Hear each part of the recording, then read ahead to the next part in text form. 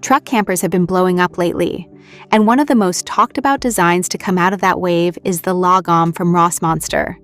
It's a camper built specifically for platforms like the Ford F-150 and the Jeep Gladiator, and when it first appeared a few years back, it really turned heads.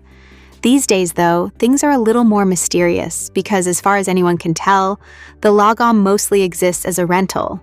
So let's walk through what makes it so special and where it seems to stand today. The Lagom name itself says a lot.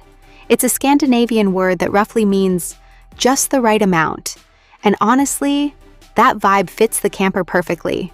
When I first saw one, it immediately sparked that daydream we all have. Just you, your partner, and the outdoors stretched endlessly in front of you. And no matter where you park it, the Lagom makes sure you never lose sight of the scenery, thanks to its signature feature, the massive window panels at both ends. Picture this for a second. You're lying in bed, staring straight up at the night sky, or you wake up to a lake shimmering just a few feet beyond your toes. There's no warped acrylic, no mesh breaking up the view, just wide open clarity. It almost feels like sleeping inside a rolling glass atrium. That experience alone is what sets the Lagom apart from pretty much anything else in the truck camper world. Now, those clear views are limited to the front and rear end caps, and that's intentional. The side walls are built differently to maintain structural strength when the camper is popped open. They're made from tried and true aluminum, which keeps the whole thing rigid enough for two people to live and sleep comfortably, while still being light enough for a Gladiator or an F-150, with a 6.5-foot bed. The upper section is a pop-top design, and it lifts with the help of air springs. The big window panels are latched to the ceiling and need a bit of manual help to drop into place during setup. Once you've seen it in action, it all makes sense. And it's actually pretty elegant in how simple it is. Here's where things get interesting, though. Right now, the Lagom doesn't appear to be for sale in the traditional sense. The original buzz back in 2022 suggested these campers would be available to buy, but today the only place you'll really find one mentioned is through Rossmonster Rentals. The main Rossmonster site doesn't even list it anymore.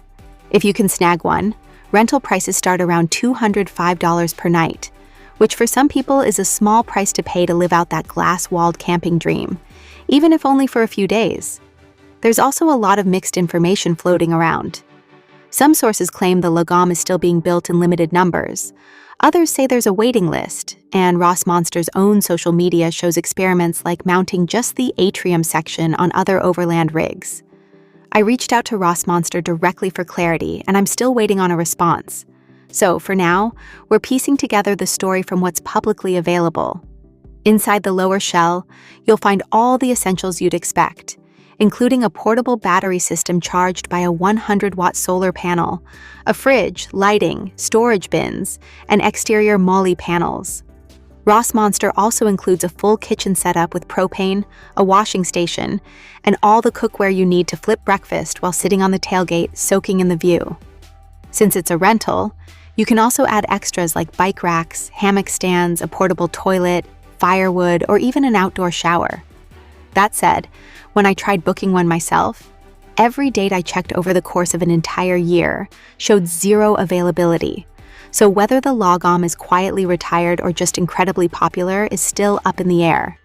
Back when pricing was public, a base Lagom was said to start around $14,000, with fully optioned builds pushing past $21,000, and that was 2022 money. Today, those numbers would almost certainly be higher. So the big question is, what would you be willing to pay for a truck camper like this?